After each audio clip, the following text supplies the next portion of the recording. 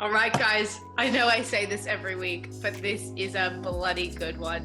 I have been dying to talk to Carol Smith, who is somebody I've had the pleasure again of working with. I feel so privileged. All these episodes I get to start saying somebody I've had the privilege of working with, but it's so true. Carol has been in the industry for 42 years, which blew my mind, and still going, still working, and still loving it. And so we talk about how her passion is still there, and that, if you don't love this, it's sometimes not worth it. I think anything, if you don't love it, isn't worth it. But Carol has been doing hair for 42 years. So she started in England, and she has worked at some incredible salons and international salons, and worked her way up as an educator. She was able to move to Hong Kong and educate, and she was like a little rock star on tour. And we talk about that. I'm like, when I started at the salon in Canada, I didn't realize, and maybe I was like naive, I don't know, or maybe she wasn't as immersed in it as when I entered, so I didn't realize that she'd done all this stuff. But she's won NAHA, 2 NAHA awards, taught in Hong Kong, moved to Canada, and has worked at a massive salon there. And she actually now works as well for the Canadian Opera. So she does theater, as she says, theater hair, so theater hair. And she's worked there for 25 years doing wigs and everything. She gets into makeup. She's been in magazines. Like, what hasn't she done? And you would never know that she is this massive deal and icon. And she is so modest and humble. And she now goes and speaks on top of everything she does. She still works in the salon, still works at the opera, but she also goes and speaks at high schools for Career Day. And this is something that really hit me in the heart and is giving me goosebumps now. I don't know if you can see if you're watching on YouTube, but it is so important that I really can't stress enough, and I keep saying in these interviews, that what I want to do is break down the barrier that being a hairdresser is not enough, or you're just a hairdresser, because it is, and there is so much that you can do. And someone like Carol is just so important in the world anyway. She's an absolute just delight to talk to and work with, and she's the person who comes to work and everyone's like, Carol's here today, like it's a good day because Carol's in, like she's just the best. But to have someone like her be going in to talk to students who maybe have been pushed to be a lawyer or work in an office or have this typical job because hairdressing isn't successful, is so false. And having someone like her actually doing that's not even almost a thought that I've thought of, that it's so important. So she organizes for artistic careers. So whether you're a musician or you do lighting on a production or makeup or wig making, she has organized this to have these groups of people come in for Career Day and open these students' eyes to what the potential is, and that there's a whole another world of careers that isn't these 9-to-5s or these classic suit jobs, that it's not essential. And I'm so thankful for her, and I feel like her message is so aligned with what I'm trying to do, and I couldn't wait to have her on. So this is so good. We have a laugh. Shout out to Shelly. You'll see as you get in, but it was seriously amazing. I was waiting all week because we've had to coordinate from Canada and Australia, and she's a busy lady. So I had to wait a bit to get her on, but it is so worth it. And I am so grateful to have her in my corner cheering for me. And she's so supportive of everything that I do. And I'm so grateful to know her. So dive into this one, guys. It's really good. Carol Smith. Okay, today's episode, I am so excited. As I say every week, but this week I really am excited. You made it this week. This week is probably the most true one, Yeah. I felt like I couldn't sleep last night. I was like just excited to, just sit down and talk. So I am talking to my friend Carol Smith today. And what I just love about this is one, it's just an excuse to talk to my friends who I haven't talked to and learn all this stuff about their career, but Carol is so experienced and worked at the salon that I grew up in. So Carol, here we go. Hello. Hello. Yeah, I mean, I started hairdressing in England a long time ago, and I feel really, really privileged because it's been 42 years. Like when I was trying to work out how long I've been hairdressing, it's 42 years, and I still Oh, love it, and I still feel it's a privilege to earn a living doing what I love. So I love sharing it. I do a lot of careers talks with kids because I think it's really important to share the love that we have for our industry and that we can earn a really great living and do lots of diverse things. So I often talk at high schools and stuff like that and do careers days for different people in different I schools all didn't know across the that about Ontario. you. Yeah, I do that a lot because I just think that my career's gone in very, very different ways that I never ever imagined it would. And I think it's important for kids to know that there are different paths you can go with hairdressing. You can work on TV and film. And when I was growing up, I didn't even think about those things. I don't know who I thought did the hair, but I certainly didn't think it could ever be me. You know what I mean? Yeah. And so I think it's really important to share those things and show what an exciting career this is, because I really do love it even after 42 years. I love that so much. And I think it's something, I mean, hopefully a lot of people in their jobs have that passion and that love, but I think that it is something very unique to this industry that it consumes you. Like, I can't wait to go. Like, I have been off work for a bit now because of the world situation, and like I am dying to go back to work, and all I'm doing, and even when I am working, is I come on my phone, sit at home, I've worked all day, Instagram tutorials, how, watching all this stuff, and it just doesn't seem to go away, that excitement and that almost obsession. And it's nice to hear you saying that you still have that too, even after 42 years. 42 years. That's incredible. Yeah, it's amazing. And you meet so many amazing people and so many different people and people doing different things, and you learn, wow, I never even knew that side of hairdressing. Do you know what I mean? I like work with a lot of people who build wigs for films, who build wigs for people with cancer. Do you know what I mean? Who build like TV wigs and stuff like that, and you just never even know about those things, and half the time you see something you never even realize it's a wig. Do you know what I mean? And so to meet people that can do that and sit there for hours quietly, I know we couldn't do that because we can't quietly. I think maybe we could do it, but we wouldn't do it quietly. Yeah, we're talking to ourselves. But that was the one thing, I learned to wig build, but then I was like, this is not for me. And I think that that's okay, because it takes at least 40 hours to sit and not a handmade wig, and I can't sit still for 40 hours or quietly for 40 hours on my own. Do you know what I mean? And I know you couldn't do that. So it's okay to learn a skill, but then know that that's not the right skill for you, but it's an interesting thing to learn, and then know that other people can do it really well and love doing that side of it. Yeah, so that's exactly avenues. Exactly something that I was saying to one of my friends that I sat with, Carolyn, who does a lot of wigs and wefts and shoots. And I was like, I feel like when you get into the industry, it's like so exciting. You can't wait to be behind the chair. Then I started going to award shows and, seeing big shows like that. And that's where my eyes fell out of my head. And I'm like, I have to be on stage. This is what I'm going to do. And then I go to a photo shoot and I'm like, oh my God, this is what I'm going to do. And there's so many things. And it's like, it's okay to not be totally good at all of those, and to try and be like, nah, I don't have the vision for this, or there's so many things. You're right. And I think it's a good thing to learn that just because you've learned it doesn't mean you have to continue. Yeah, exactly. And just knowing that you know it and that you tried it. Do you know what I mean? It's great.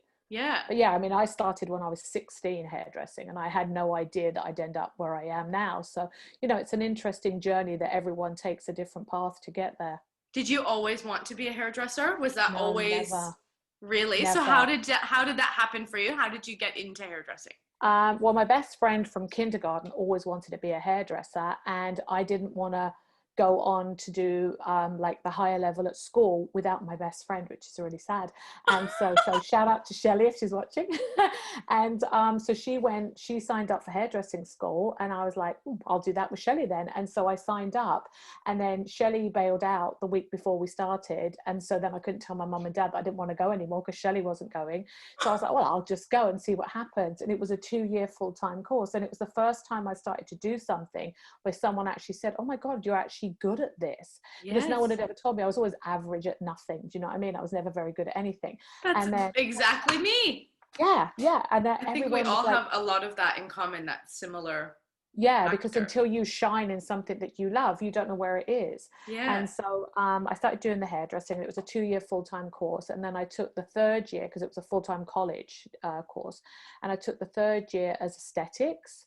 And I done electrolysis and massage and stuff like that. And then, and I was good at makeup and like manicures and stuff. And then the aesthetic teacher said, I don't really think you've got the personality for aesthetics because it's a bit calm and it's a bit quiet for you. And so I was like, she's probably right there. So then I was like, okay, well, I'll do hairdressing then. So then I'd finished my 3 years and I knew I wasn't good enough. So then I went to Jingles, which in the 80s in London, Jingles was the bomb. Like it was like there was Sassoons and Jingles. It was before even Toni and Guy were big then. That was the place to be. It was a big deal that you worked there. It was a really big deal. And Oh they my had gosh. schools, they had academy in London, San Francisco, and New York. And so all our teams used to travel. And so I done an apprenticeship. I'd retrained, and we were called tinters and permers in those days. So we weren't even color techs, because perming was really, really big in those days, in the 80s, you know, the really So bad. instead of like colorists and stylists, that's what you were? So Yeah, I was somebody was a doing tinter and perm permer. stuff Yeah, and tinter somebody. and permer. So anything chemical was what I did, like, and that's what we did as colorists. We were tinters and permers, and that was our actual title on my business card. And so I done a, I love this. I know, isn't it funny how things have changed? And so I trained under this top-notch guy called Sean. Is that you, Lost? Yeah. No, it's mine beeping. Oh, I don't know how to so, mute the messages on my computer. I can mute them on my phone, and then I have to be like, nobody text me for an hour. Texting me. yeah, you say that one of mine will On the come up computer, now. because if I hit mute, then I mute you and I can't hear you. Oh, So cool. we'll Okay. just ignore that. Hopefully Yeah, we'll nobody just else pretend talks to me. it's I'm not not that happened, popular. yet. So yeah, so I trained under this guy, Sean, and he was amazing. And he used to travel around, and he used to teach like part-time at the academy. So one day a week we would teach at the academy, and then the other days a week I'd just follow him around the 2 salons, going backwards and forwards, you know, assisting him. And so it was amazing, because all I did was assist him, and he was just a genius. And I was really lucky, because after a year he left, and he moved to the States, and I was able to take on all his clientele. So I ended up doing really well really quickly, because I just took straight over from him. And so I had a great time, and I worked there for a couple of years, and they were really intense. And, you know, we would have to do presentations and public speaking and stuff. And it was really funny, because when I first started to learn public speaking at Jingles, we had to, they would put us on stage and say, okay, talk about this pencil for 20 minutes. And you weren't allowed to say, you know, and you weren't allowed to stall. And you had to talk really, really eloquently. And so That's whenever why I you're get such a proper woman. Oh, yes, that's right, probably. But whenever I get a microphone, I change my accent. So I was really worried today that I was going to change it, but I haven't done it. So I get an actual microphone in my hand, because when I'm on stage, I talk like this, because we were taught to talk perfect English. And so I change my accent whenever I talk on stage. How So interesting like that that's something that was taught to you through a hair salon. Like, it makes sense to me, but I think people, like, you know, wouldn't think that at all. That's quite high level to be taking you through all of those aspects of presenting. Yeah, because they don't want you to stand there going, oh, well, you know, I mixed up this color, and they don't want you to do that. So they want you to have eye contact, and they want you to speak, and there's no ums and buts. And so when you're on stage, you're really a performer. And so that was a really interesting thing that I learned from them. And, you know, apart from all the technical stuff. So we were taught to do that, so that when we were traveling, we were doing like really, really top notch presenting, as well as, you know, doing the actual hair. So it was a really, really amazing experience to work there. I feel really, really lucky that I got to train there. That's so cool. Yeah, so I worked there for a few years, and then I moved on and I worked at Toni and Guy as a colorist, and that was great again, because you're learning, you know, you're working with the best of the best again, and you're learning new techniques and stuff. And then I got a job in Hong Kong, and I went to live in Hong Kong to teach at a hair school. How did that happen? Did you apply for that job? Like, you'd seen it posted, or someone scouted you? How did that occur? No, there was a job advertisement, and one of my friends went as the stylist, and he said, they're looking for a colorist, do you want to come? And so I went, and we worked together for a year. And we were traveling. It was a big academy, so we had kids from all over Asia, and then we had full-time students as well. And then we traveled all across Asia, and we taught in Japan, and we done presentations in Taiwan and all these different Philippines and stuff like that. And so it was a really, really amazing experience. But you know, when you're doing shows, it sounds much more glamorous than it actually is. It is actually a lot of hard work. Yeah. And I think, you know, when you see the people on stage, you think they've just walked up there and done that, but meanwhile they've been up there for 6 hours doing the prep and doing everything. So it was an amazing experience, but it was a lot of hard Exhausting. work. And how did you communicate over, like, did you have a translator if you were over in those countries that aren't predominantly English speaking, or they could understand English and you didn't have to? Because that's a huge market now that we've actually been talking about with our education, and saying, you know, it's great that we can send them to Australia and Canada and, you know, English speaking countries, but there's a massive market in China and Japan and all these things that really want to learn the way that we do hair, because it's completely different hair. And did you find that challenging, that the hair types were maybe different than what you were used to fully working on in England, or the language barrier, or? The language barrier is fine because the school bring in like 2 British people at the time, British people every year. And then the other people that would work with us that were other teachers, they would translate for us. So whenever we were doing a presentation, we'd bounce backwards and forwards, but they would stop doing their haircut or their hair color to translate for me. And then when we went to like Japan and stuff, they would bring in a translator that would stand with us with the mic and hold the mic and go backwards and forwards. So How interesting. That would be kind of hard when you're on a roll or something, or you have this, you know, for us, we maybe ramble a bit. They're like, Carol, short sentences. You have to learn to do really short little quick sentences, because otherwise they're like glazing over, looking at it, and they'll just make it up. They'll make up the rest. Oh so my gosh, that's so cool. I think the difficulty was the products are so different in those countries. And so, you know, I definitely dissolved a few people's hair with the bleach, because, you know, you're thinking, oh, it's not going to go that quick. So you leave it on and then you turn around and it's like, it's gone. And then you're like, oh, we'll change that haircut. They're allowed to have more intense products than we're allowed to have. And also they know their products, whereas I didn't know them. And you're thinking it's the same kind of, we leave it on for this long, whereas theirs are much stronger and different. And they have a lot more different tones as well. So that takes you a while to get used to. Interesting.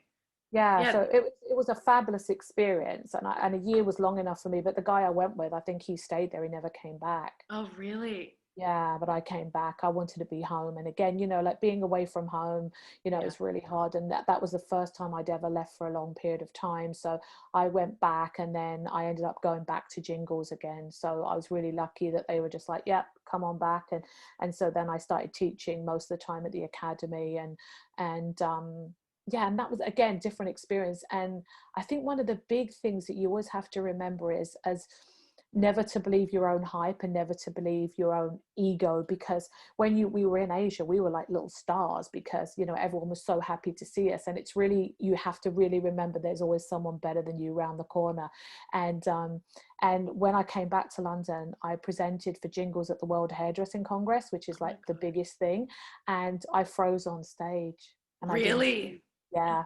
Even though you had all this experience, and it goes to show, like, even people who don't get nervous, it happens. Like it does happen. I don't get nervous really, but sometimes before these, I'm like, oh, I gotta pee. I'm nervous peers, you know. Or I was teaching a class on Zoom the other day, and I was introducing myself fine, and I went to mix, and my hand was like this. And I was like, what's happening? Like, I've taught this class 100 times. Like, it doesn't make me nervous. So what do you think made you froze in that moment? That it was such a big audience, or the platform that you knew it was such a big thing versus somewhere you don't know, kind of? Well, I think what happened was I spent a lot of money on my outfit. And, you know, when you think, yeah, I look good in this. And then I was on, you know, the great big screens that you have like at rock concerts. And I looked at myself on the screen to see what I looked like I was in my bedroom looking in a mirror. And then I realized that everyone else could see me looking at myself. And so I looked like a complete idiot. Do you know what I mean? And then I decided that I looked quite chubby. And so I decided to breathe in. And then that just made it worse, because then I could see myself breathing in on the stage. So by the time they came to me with the mic, I'd gone to pieces. and I just couldn't speak. And so I think I was supposed to do a 20-minute intro to the team and go around talking about my color inspiration and then passing the microphone back. Like I was the main kind of MC of my team. And I was just like, I just couldn't speak.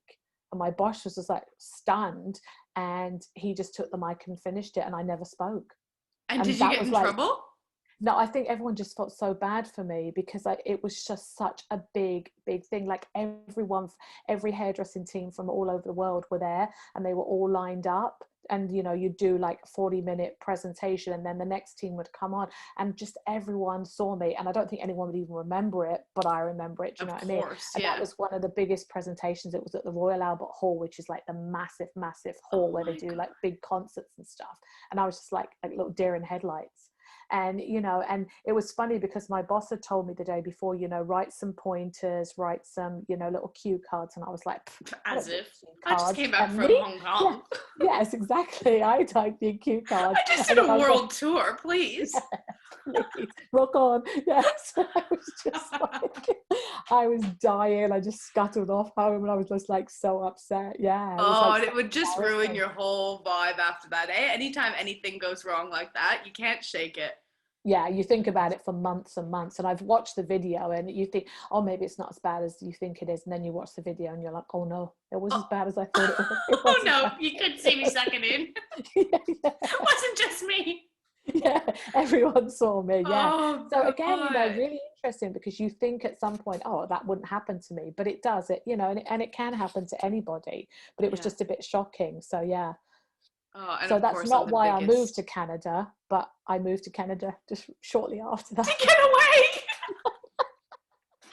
Oh, they're like, yeah, Carol, that's the end. We've done all this training with you, you know, taught you how to enunciate, and here you go, freeze. You need to abort the country.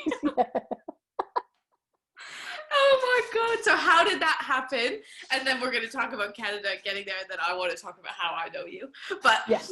How did that happen, going to Canada? And if you had already just been to Hong Kong and felt like you kind of wanted to come home and a bit maybe homesick in that way, what made you then be like, oh, I'm going to move again? Well, I think I sort of came home, and I was at home for about like a year and a half, maybe 2 years. And then I was just like, oh, I'm going to buy myself a house. I'm going to get myself settled down with a mortgage. And I thought, if I do that, I'm never going to probably travel. So I thought, before I get the mortgage, I'll look around, see what else is around, and I'll try for another job. And then I saw the salon where I met you. I saw that advertised in the British Hairdressers Journal, and they were looking for an English colour technician at the time, and some stylists as well. Yeah.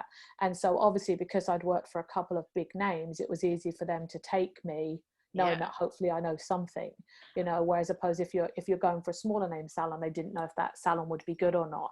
So yeah, then, I guess it's different than, say, now, like, you look on my Instagram. Do you know what I mean? Yeah, like exactly. You wouldn't in kind of days, have that at that time. Like, you just sent your resume and that was it, kind of? Yeah.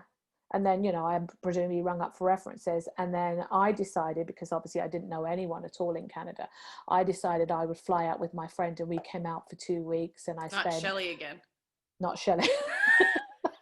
Still friends with Shelley, though, so that's good, since 5. Don't book a flight with her. She won't go. Yeah. She cancels the week before. Oh, that's funny. Oh, poor Shelley. So, so what happened was I came out here and I spent a week in the salon, and it was really funny because, you know, the salon's in the suburbs of Toronto, but when it was advertised as Toronto. So I came to Mississauga, and I was like, oh, these poor people, this is Toronto, this is their biggest city, and this is what it is. I was like, and was that still in Square One? Like in but it's it was the really same small location, then. right? It's not changed. No. I mean, it's moved across the hall, but it was there. And so I came, and you know, they were doing photo shoots, and we were doing like presentations, and we were doing like TV commercials, and you know, I ended up coloring the Canadian Olympic athletes, and you know, there were so many different things that we were doing. And so I was like, wow, this is a really, really cool place to work. So then John sponsored me, and I got a work visa, and I came back, and I planned to stay for a year, and then I was going to go back, and I met my husband. Oh wow. Who is actually British anyway. So I forgot that. Yeah. Isn't that funny how that happens? Well, my client fixed us up, so that was nice. Yeah. So yeah, so then we decided to stay for 2 more years, and then John re-sponsored me, which was fantastic. And then we started to do so much more stuff. Like the salon was getting really, really busy, and we were earning great money, and we had like beautiful clientele, and we were traveling all over and doing shows and presentations, and it was just great. It was a really great time to be there. And then my husband got transferred to Vancouver. So then we were going to move to Vancouver, and then the Canadian Opera Company were looking. They took 5 people every year to do a training program where they would train you to do wig building and wig styling and a makeup for the theatre. And I was like, why don't I try that? So we said if I got into the course, we wouldn't go to Vancouver. And if I didn't get in the course, we'd go to Vancouver. So anyway, I got in. Of course you got in. He should have known better than to agree to that deal. What the hell did he think? He was with someone who wasn't very good? The answer against me. You, Carol. It does. Nothing's changed. Like, yeah, now she won't get in. We're going to Vancouver. Yeah, well, off we go. He had his bags packed. He was already on the plane. You were Shelley. Oh, that's too funny. So that came up. You got like recommended to take that course, or you had seen it advertised, or how did that happen through the salon? No, it was really weird. One of the girls in the salon, she applied for it, and she asked me to write her a reference for it. And I'd never heard of it before. So I wrote her a reference a year before, and she didn't get in. And so then the following year, I was like, maybe I'll try that. But it was only part-time. So again, John was amazing because we had such great, clientele that were really flexible, and the hours that were open were long. I used to go to school every morning and then come in the afternoons and work till night, till the, close. Yeah. And so it was a really great time. So I'd do like school for a year from 9 till like 1, and then I'd work from like 2 till 9 every night. Oh my God. And so I was still keeping my clientele up. And at that point, I'd finished training one of the assistants. And so she was able to take, which is Kelly, she was able to take a lot of my clients, and it worked out great for everybody. Yeah. So it was a really, really great experience. I love this conversation because when I met you, I was like 17, out of high school, didn't know that like there was more to hairdressing, right? So I just thought the salon, and there was these big rocks, the rock stars of the salon. There's always a few people, and I just thought it was, and it's this massive salon. Like, it's not like it's a normal place to work. Yeah. And I just like never knew all this about you, that you like were this, international educator, world rock star tour person, like it's so funny when you go in and it would be like, to you would know that you have all this knowledge and all this stuff that you've achieved. And I didn't even know half it. Like I knew you were good, obviously. But like, you don't realize sometimes all the things that people have done. And you have so much knowledge. The one main thing I remember of you when I used to assist is how you mix your lightener so thick, like cement. But now I mix like so thick, and every time someone's like, Jesus, like, how are you gonna foil with that? And I'm like, I had this lady, Carol, that I used to work with. I think of it all the time because I'm like, I'm the only one here who mixes like in my salons that thick. And I think it really helps with my freehand painting because it's a completely different world and you have to mix thick. So because I was used to doing that anyway, like you basically had no developer in your powder. No wonder you got the lift. It's just straight powder on there. Straight ammonia, isn't it? Maybe that's why you fried the hair off in Hong Kong. Forgot the developer. Exactly. But it works. That's too funny. The thickness does work. But it's funny how sort of like, that's the thing, because by the time you'd come to the salon, I was a has-been. Remember, that was Kelly's favorite line for me, that I was the has-been in the salon.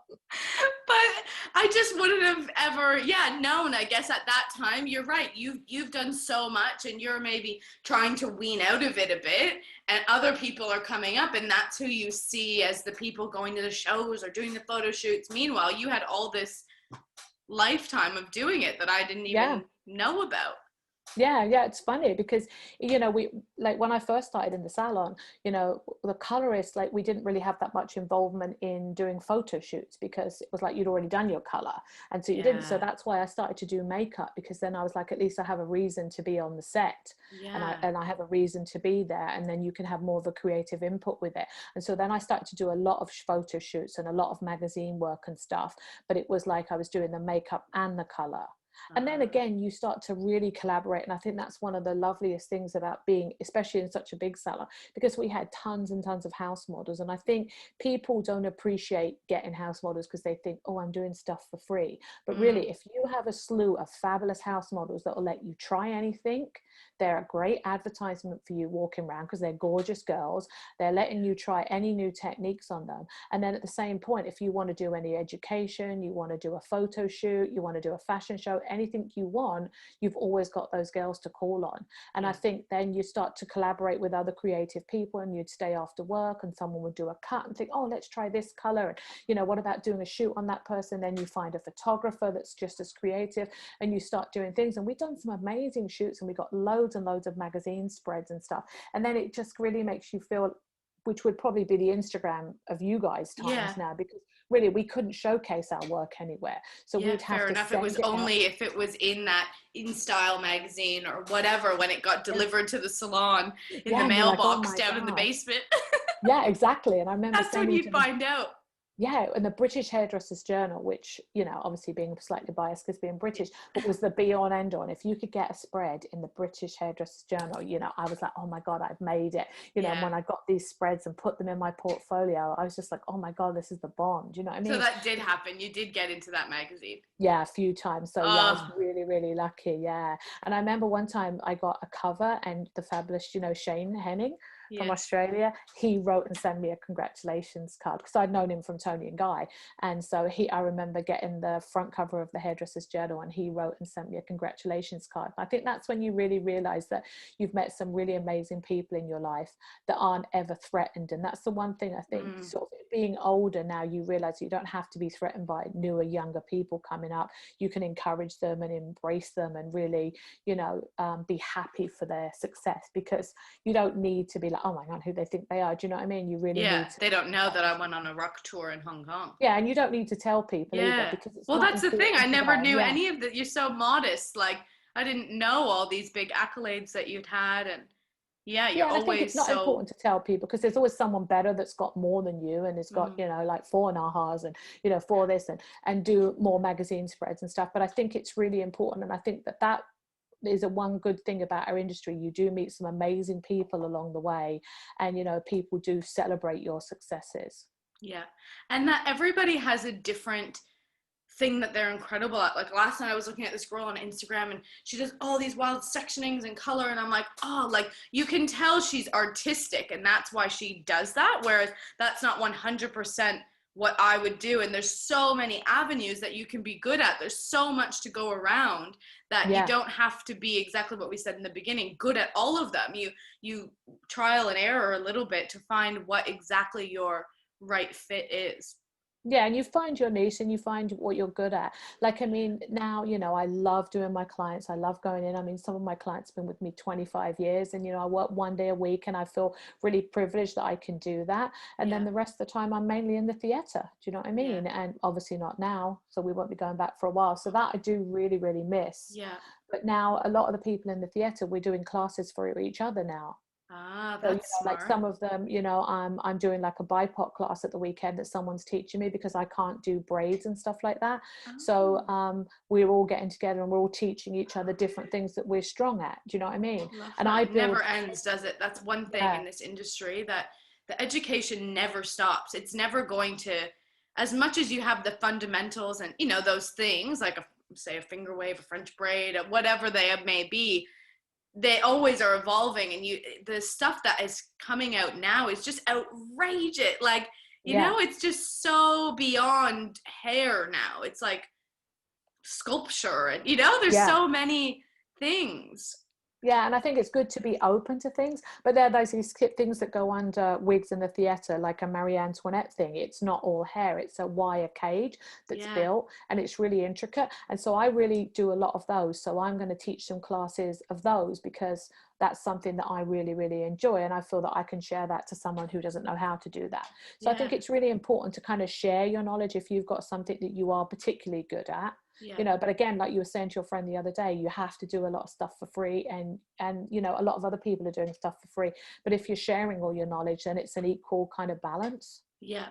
And also that's something that I've just recently kind of come to terms with, of being like, why would I put my education out for free? Like I need to get paid. Like, what do Yeah, you mean? But the point is, even if you're putting out a segment that you teach in a paid class, as it's getting that interaction with the person and getting them to engage with you and see your personality and see your teaching style, that then they want to invest. Like I've yeah, watched 25 tutorials of the same person on Instagram or YouTube, and if they were having a class here, I'd pay for it. And it's yeah, like, why? exactly. When I've watched it on my phone, what more am I going to get? But it's switching the mindset that you've got to put the stuff out for free for them Hmm. to believe that you're good enough for them to pay you, kind of. And it's true, Yeah, and sometimes we and they've get got to get to our know pride, you. or it's happened to me, your pride gets in the way a bit and you're like, I'm not going to do it. You know, why? What the hell am I? But we all go through those stages, you know, where you think, oh, I'm better than that, I'm better than free. But then after a while you think, do you know what I mean, if someone's sharing their knowledge, why wouldn't I Yeah. share mine? And then you're promoting yourself, and then yeah, other people will come to you for different things. Yeah. Yeah, it's Speaking of the wigs, interesting. I was half expecting you to come on today with a full theatrical wig and makeup scenario. I I did was think like, about can I answer and be like, what is Carol going to have up her sleeve today? Like, well, I thought I'd be Carol behaved. is the queen of Halloween. And obviously it makes Oh my sense. You God. work at the opera and the theater and all of this, but the best, not the best day of the year, but pretty much one of the best days of the year at the salon, besides maybe Christmas and New Year when we'd get champagne and Baileys. That was my favorite. Being 17, those were my You're like, favorite. woohoo! But Halloween, you would Oh, even come in on Halloween, even when you weren't working, and yeah, I love you'd come Halloween. in these ball gowns, or like what, I don't, your hair'd be rubbing on the roof on your way in, like Oh yeah, I just loved it. absolutely outrageous to come to the salon. Oh yeah, I loved it. I love dressing up, but yeah, I do enjoy that. And that's the other thing as well. Then you end up using your sort of like different things. Like I ended up doing a lot of children's charity stuff where I dress up and do children's charity events and stuff like that. So even though it's not hair, I'm still using like my creative side and still Yeah, enjoying myself. But I mean, that yeah, was the one thing that working in the theater was a really good balance for me, because after I'd done all these shows and all these different things, and I wanted kids, and I had kids a lot later in my life, and so I didn't want to work. I wanted to be a stay-at-home mum, and yeah, so by working in the theater, that kind of enabled me to do that, because I'd be at home with the kids all day, and then my husband would come home from work, and then I'd go to the theater. So I mm, still got to have a really, really good like working mum balance that yeah. worked for me. And again, not for everybody, but it was a really good balance for me. There is a lot of flexibility in this career for that. Like, you know, working part-time or working evenings or working weekends. It's one of those things that is a bit annoying about hairdressing. You know, you work the evenings and the weekends, but if you need that flexibility, or here we do a lot of 4-day weeks, like a lot of people do Wednesday to Saturday or have 3 days off in the week. And it's just, they're actually, as much as in the beginning, or if you don't want there to be work-life balance, there can absolutely not be. Like we used to do 9 to 9. That dreaded meeting day was 9 to 9. I bloody hated that day. But I did the same as what you said, where you'd go to school in the morning. I used to go to school 9 to 5. I'd take the bus for an hour to get to school for 9. And then I'd get the bus from school and I'd go assist at the salon from 5:30 to 9:30. Like those are huge Mhm. days. But on the flip side, when you get to where you want to be, there is a lot of flexibility to work around a schedule. And I know people who do even another career. So it's kind of Mhm. like you say, being at the opera, or, and Yeah, what are because you you're able doing at to the opera? Like, or at the theater, the theater, theatre. Yes, well, I do. So I theater. do. Mainly wigs and makeup. There are some real hair, but most of the time it is wigs. And so we have like an amazing hairstyling team that style the wigs in the day, and then I will come in at night, and my boss will have worked with a designer, and they'll draw out a chart of the makeup and then the wig. And then most of the time, like if you see a show and she goes to a ball, so she might start off as a day wig, so she's got like nice long beachy waves or whatever. And And how then come it's a wig? Just because it's easier to just put it on than having to style her?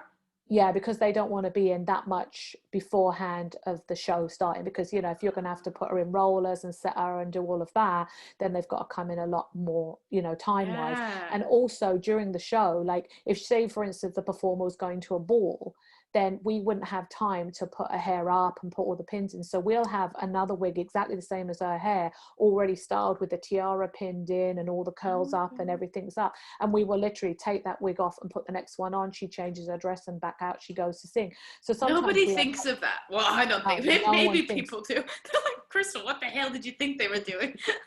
No, I didn't think they were, and I didn't Yeah, why understand would the you wig. know that? Yeah. That's so interesting. It obviously makes sense when you say it out loud, but Yeah, and then you know, then she might be have gone the next day. She wakes up in bed, so then we've taken her the ball wig off, put another wig on that's just combed down, and she's back in a nightie laying in bed. Do you know what I mean? So all those things. Sometimes we only have like a minute to do a quick change, where and it's like a dance. We have a cupboard in the back room, which I think is absolutely fascinating. So she'll come off stage and go into a dark kind of wardrobe, and there's three of us in there, and they'll be unlacing her dress, and she leans forward, I take her wig off, someone else will be touching up her makeup or taking her makeup off if she's gone to bed, and we're taking off the blush and stuff like that, powdering her down. Then the dresser will put the dress on, change her shoes, and while she's doing her shoes, then I'll put the other wig on, pin it all in, and back out she goes. And no one really knows that goes on, but it's amazing, and it's just like a dance. And we have like lights in our mouths, and we just put them on, and then we can shine it wherever we need to, because we're in the dark.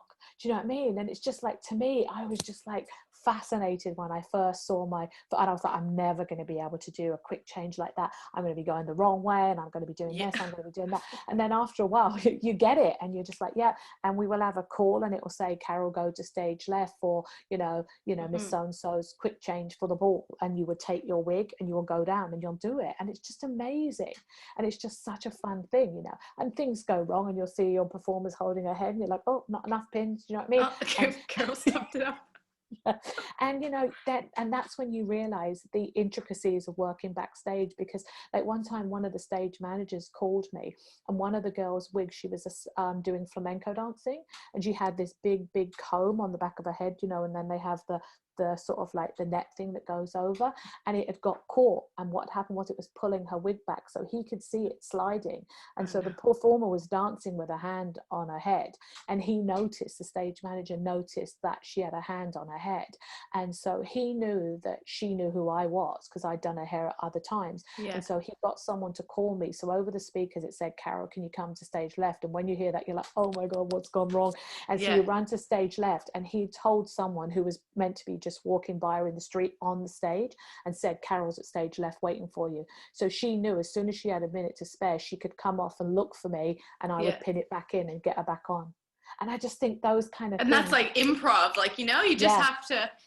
Yeah, and that's when you know you've got a really good team of people, because he has the smarts to think she knows exactly. Because if he says, oh, Julie, you know, and then she's like, oh, which one's Julie? And she's looking around, but he knew me.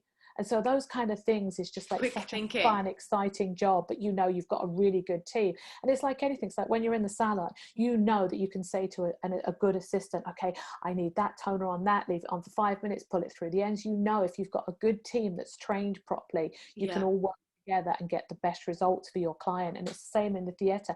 Everyone works as a team, and it really is quite interesting to. It's true. It's so important, and it takes a village, and that's something that is very repetitive in all the conversations that I've been having, whether it's a photo shoot, you're shooting for a collection, or just working in the salon. Like I couldn't function without apprentices, you know, like I could do half my revenue without an apprentice, because you have to trust them. And even now, I'm sure you see that how the color has evolved, and it's so complicated, the toners now, and there's a root and a mid and a baseline and none on the ends, and lightening the ends at the basin, and all this stuff that myself as an apprentice, it was just like, you know, put it on the roots, leave it 5, pull it through the ends. Like, Yeah, But it's really changed. it's changed a lot, but it's also exactly that. You can't have an apprentice that is incapable, because the toning is the most important part half the time, Yeah, like, exactly. and Yeah. you can't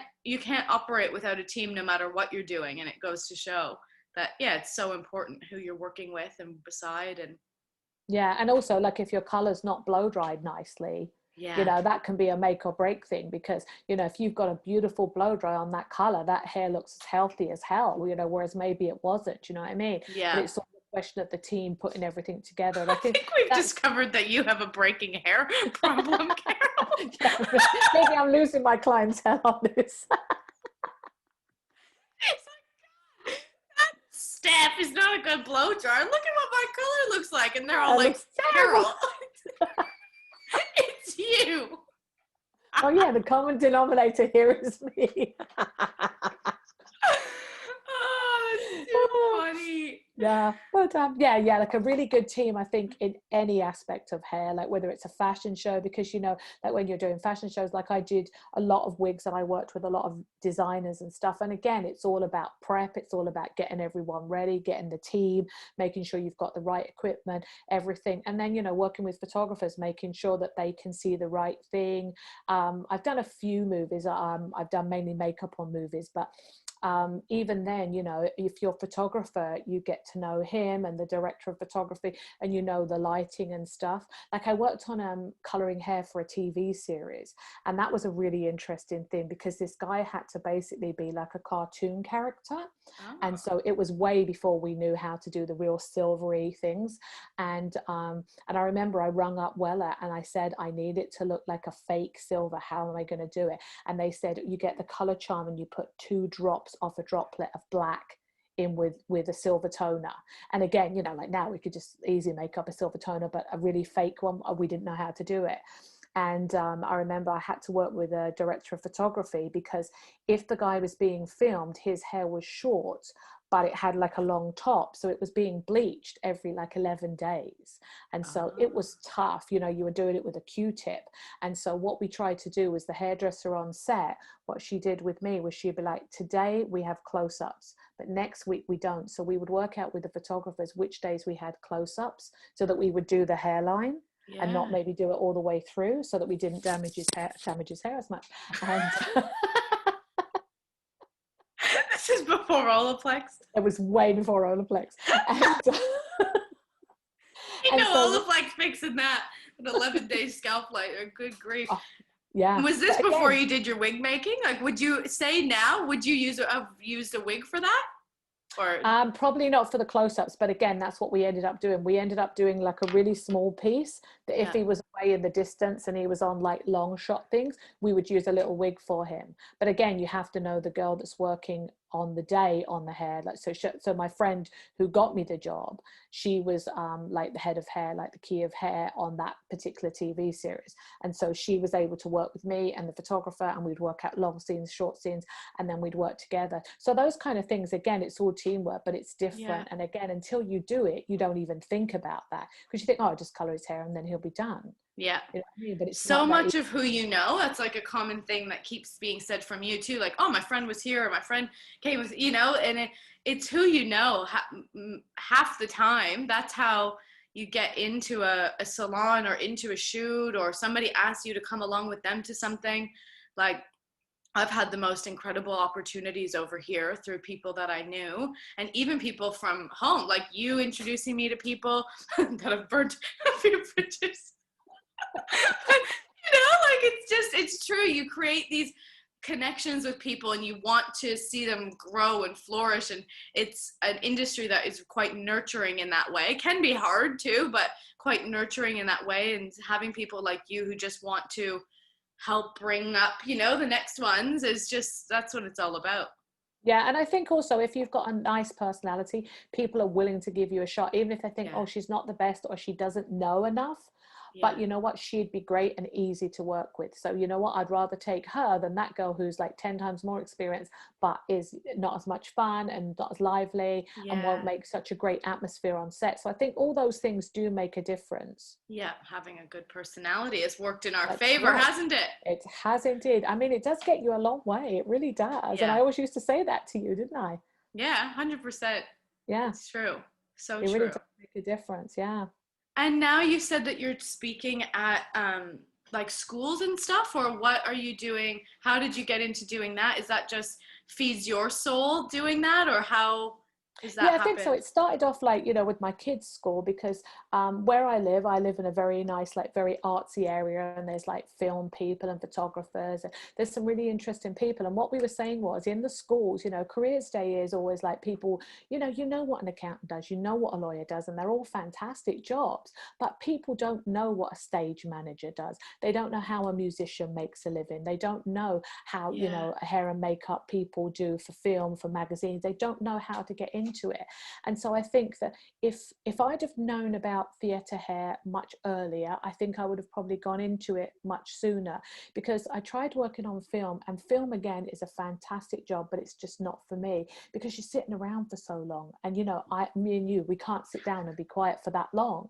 So do you know what I mean? Like, film sounds very glamorous and is a really exciting career, but once I'd done it, I knew it wasn't for me, because I couldn't sit around for 10 hours. I'd be like nodding off. Do you know what I mean? Totally. And there's only so much knitting and crocheting, crosswords you can do, and some people just love that. And you know, because they get that solo sweaters. time, they get to do what they love, but they get to be alone. Whereas for you and I, it's the human interaction and social aspect that half the time is better than anything else. Yeah, exactly. Like, I love chatting to my clients and seeing what they're up to and stuff like that. So, you know, when I was talking to the people, like, it was like, you know, I was going to these schools, and I'd done a couple of careers days with all these artistic people, and we were like, let's do arts careers days. So that's what we did. We brought filmmakers in, and we brought like makeup artists in, and hairdressers, and we brought like people from makeup companies that do runway shows, and film people and dancers and singers.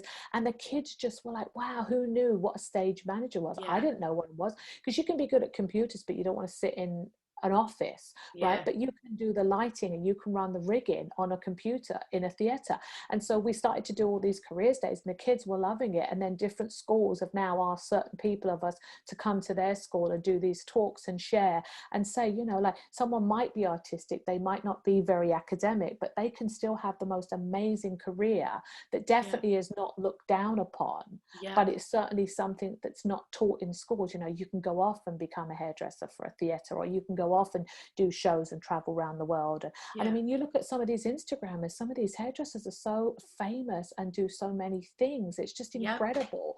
But if you don't know about it, you don't know. So that's why I started to do the careers day. And then when you see the kids' faces and you get the wigs out and they're big, and I've done all these big cages and all this wiring, they're like, you did that? And you're like, yeah, I did. You know, and it just makes you feel good. And if you could encourage some kid to do something outside the box that they didn't know was there, I just think it's an amazing thing. So I love doing the careers days. That is so cool. That like makes my eyes a little watery. Like, it is so beautiful. Like that, it's something that really hurts me, that I think hairdressers have this stigma that, oh, you're a hairdresser, or like, you know, my granny always used to be like, but what are you gonna do after this? Or like, when are you gonna get a real job? And it's like, I hope that it's changing, and I think that it's changing, but it is this thing that the money, like, you know, I make $100 an hour sometimes, at least minimum. Like, that's what doctors, you know, that was something that when I thought about going into hairdressing, I only kind of envisioned the small salon in the shopping center. And, you know, our salon was a proof of that. That's not kind of, you know, we still worked in the mall, but it was a whole thing. But I only thought of it as, say, like a first choice hair cutters or something like that. And then I started going to this girl who did hair from home with my mom. And when I did the math of what my mom and I were paying her and how long we were there, I was like, she's making $100 an hour right now, and she's at home with her kids on the couch doing our hair, doing what she loves in her own home. She's got dinner cooking upstairs, and she's making $100 an hour. She picks her hours, she picks her days off. And that's the moment that I was like, I always wanted to be a hairdresser, but I didn't think it was profitable, or I'd have this kind of stigma on it. And as soon as I saw her, I was like, this, I could do this, you know? Mm-hmm. And then obviously got the job at this massive salon, and that was incredible. And that opened my eyes to the whole world of it. But I think what you're doing is so, so important and really necessary, and just really, and I think showing people that you are proud and you're happy and you're not uncomfortable with saying, you know, because it used to be like years and years ago, even before I started doing hairdressing, it was always like, oh, you're just a hairdresser. Whereas then when I got into it, I was working, you know, at the top company in London. I was like, yeah, I'm a hairdresser, and I'm really proud to be a hairdresser. And I remember working with this amazing woman, and years later I ended up doing shows with her in New York, because she moved to LA, and then they used to fly me in from Toronto to New York to do the IBS, and I represented a product company for her. And but she used to work with me at Jingles years ago, and I remember she was just like, I love doing hair. And I was like, she's so proud of that. And I'm like, why aren't we all so proud of it? Because we should be. It's such a creative, fun job that you get to meet millions of people, and you come across people of all different walks of life, and you can hold your own conversation with all of them, and you're doing something that you love. And I always thought, God, that is such an amazing thing that she can stand there and say, I love doing hair. And I was like, I'm going to be like that. And, you know, I was inspired by her, and she did go on to become an amazing hairdresser. But it was just weird. Years later, we worked for a product company called Image, and she used to be the platform person. And it was obviously easier for them to bring me in to do the color. But again, the American shows were very different to the British shows. And I remember I sort of got on stage, and I was just kind of doing my nice little eloquent talking, and they were all like, wah, wah, wah. And I was like, oh my God. And I was like freaking out. I was like, yeah, rock on, man. And then by the end of the weekend, I was like, yeah. And I was just crazy. This is more my element. I don't have to enunciate anything. Scrum.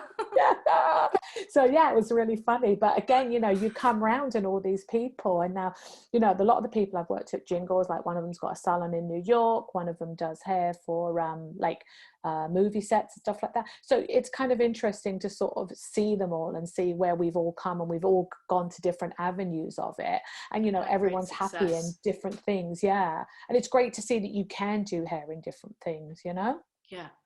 I just think that that's so important in the careers day. Did you find when you, like, is it, say, when they bring you in for the careers day, is it like you have like a company kind of, and it's like you, the makeup artist thing, and you're under like a brand or something, and you're pitching to the schools? Or once you did it, they started coming to you? Or did you find that there was a bit of like, oh, I don't know if we want you to come in and talk about that? Like, well, the first school we done was my kids' school, and we done it as a group, and there was tons of us, and we sort of had the kids.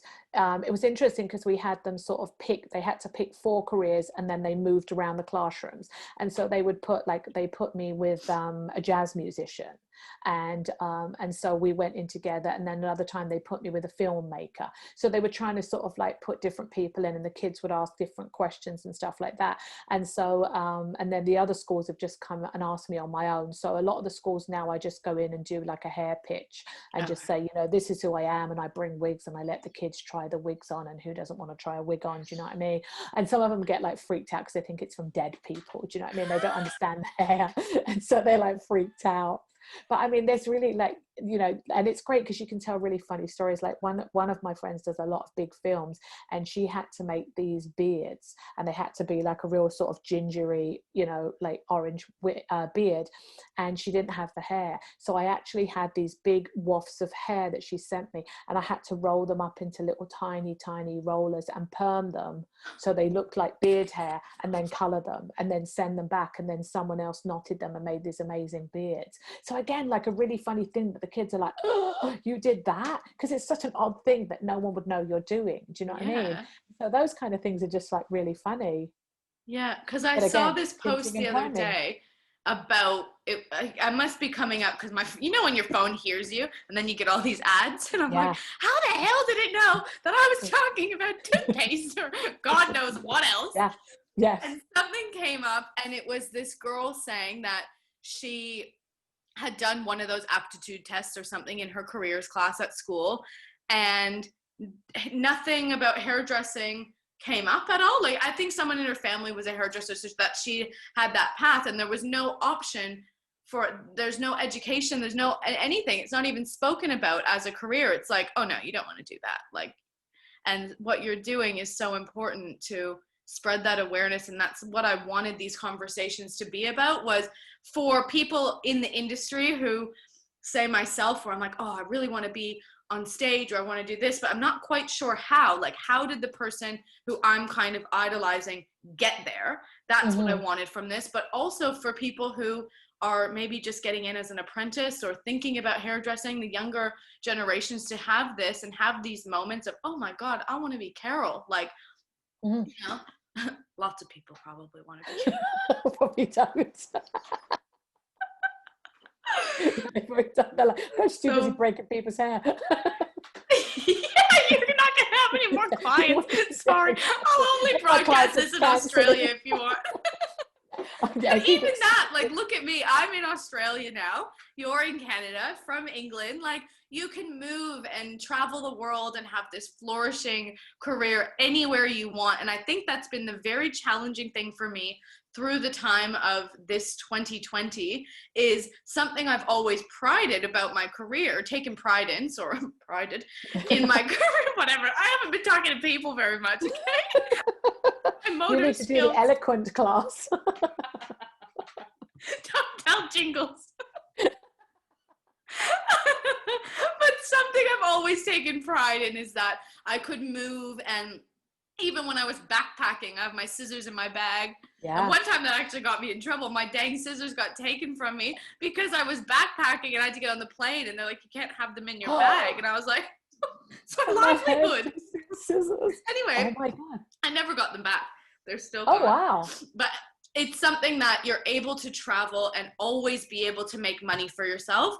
And in this situation, it's been very confronting. In that's something I've always been able to do, and it's taken away from me. I can't go to work. I can't work from home. I'm not allowed to have anybody in my house. Like, things like that have been quite challenging. And that's where the next hurdle of getting into online education and starting to do that and making a platform, or I've made this podcast. I'm like, what can I do from my house that I can still be doing what I love, talking to the people that I am inspired by or interested in. And that's how it all happened. But it is the most amazing career for that aspect, that you can and you meet amazing travel people along the way. Like, you meet amazing people, and there's a lot of people who will lift you up. I mean, there's a lot of people who won't, but there's also a lot of people who will lift you up, and you have to be grateful. And sometimes I think that we're not always in a positive, like, you know, like when we were saying, oh yeah, we have to go to the staff meetings, but when you look at how much education we got and how much stuff we learned from those things, and there's so many salons that aren't offering that and aren't giving you those opportunities, and it's like, I think sometimes at the time you're not grateful enough for them. Totally, because I didn't know any different. Like,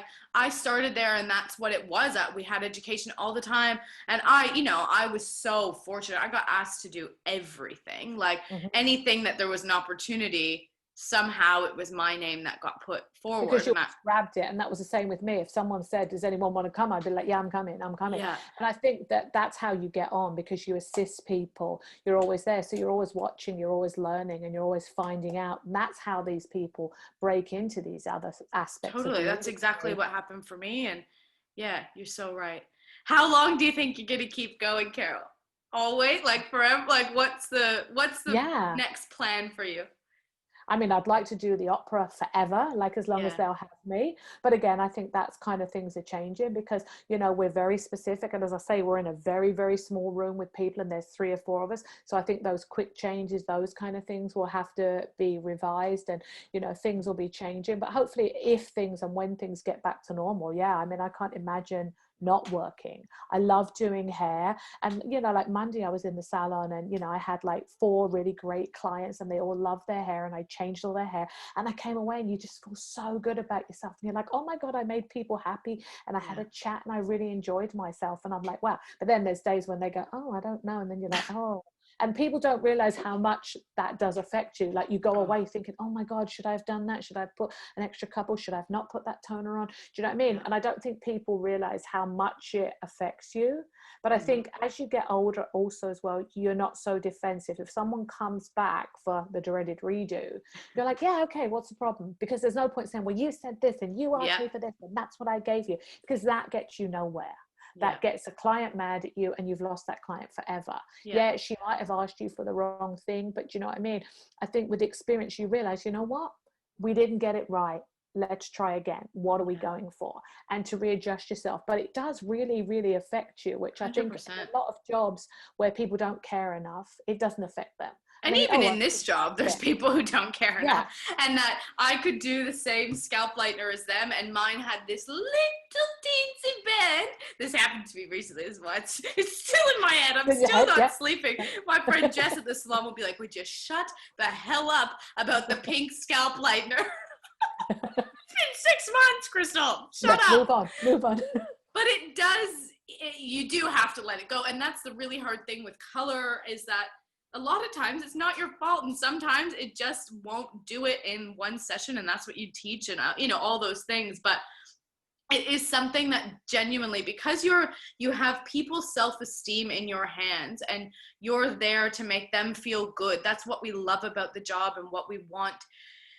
What most of us like doing is that we're making people feel good, and when you don't do that, it really crushes you, and you take it I don't take it personal so much as I effed it up, or, you know, I'm always happy to fix, but you take it personal that one, they maybe had to stay 2 hours more or something, or it took an extra half an hour to retone, and you do feel really guilty about it, but that's part of it too, and that's how you learn. That's it. And if you can please like 95% of them, then you've done a good job. And it shows that you care. If you are upset, where you think, oh, I should have put a couple more lighter ones around the face, or, you know, there's things like that kind of shows that you do care. So until I stop caring, I'll keep going. But yeah, like 42 years, it's kind of something. But it's interesting because Shelley and Jill, who are both my friends from kindergarten, are both still hairdressers too. So Shelley did end up doing hairdressing. She did end up doing hairdressing. She did an apprenticeship, but she didn't do the hairdressing school. But Jill and I, and we're still good on you, Shelley. Yeah, good girl, Shell. Yeah, and Jill. Forgive Shelley. She's gonna be watching this. She's gonna be like, what the hell are you two on about? Shelley. Oh, that's too again, much. like really funny, like 3 of us that all went to kindergarten together, also hairdressers. So it shows, you know, we and how beautiful that you still have your friends from kindergarten. I'm the exact same. I've had my 2 best friends since kindergarten pretty much. And yeah, it's that connection and everything that's so important, and that's what we love about the industry, I think, too. Yeah, and I think like my best friend, like a guy called Mike, again, I met him at Toni and Guy, and he's still one of my best friends now, and Toni and Guy must have been like 30 years ago, probably that's 35 crazy. Years ago. Yeah, and look at us, like I've moved, and you know, you are like my biggest cheerleader on Instagram, you know, like liking my everything I'm doing and always supporting me, and it means so much to people. Like, you know, I came in at 17 and you were teaching us, and to have you being proud of what I'm doing it makes you feel so good, and you are just such a delight to work with, and I couldn't wait to talk to you. Like, everybody loves Carol. Like, everybody loves Saturday because Carol's working, or Monday, whatever day you're working now, but you know, you're that light, and you really bring that good energy. So. Oh, thank you. Love it. But if I worked 5 days, maybe you wouldn't have liked me so much. Fair enough. We'll keep it to one conversation a year now, okay? Perfect. Anything that you want while we close off and finish off? I think you covered everything that I had down written for you pretty much. And in my lack of prep, you know, I was like, some people really like you to send the questions ahead of time because they like to prepare their answers or something. And I'm like, oh shit, I don't have any questions. I'll write something up, hang on. But I like to have it just be natural, and the people I'm talking to have so much to share that I just want you to have the opportunity to say everything that you want to. Yeah, no, it was lovely talking to you, and I'm glad to see you are doing so well. And hopefully you'll be back at work soon. So how many more weeks have you got? 6. October 26th. So what's today? September. I don't even know. Who knows? Yeah. And that's the thing that's a little bit challenging with even the podcast is you record them, and say I film like 5 in a week, kind of, because I've got the time. It's a bit anticlimactic because it doesn't come out for like 4 more weeks. I'm like, I need to stop talking about certain things because I'm going to be putting this out at Christmas. It's going to be a bloody Christmas special. And I'm still talking about, you know, like you just, It's funny that way. I could have been the Halloween special. We can do another. Yeah, I could have the Halloween one. All right, Carol. Well, I'm lovely gonna to see you. hit the record button to go off, but thank you so much to Thank making you. the time for me. I know the Lovely talking time difference can be a bit challenging. I don't know if you're falling asleep yet or. to you. No, I can stay up past 9:30. You're all right. All right. Well, that was incredible and so much knowledge. So thank you so much, Carol. You're welcome, Hannah. I'll speak to you soon. Okay.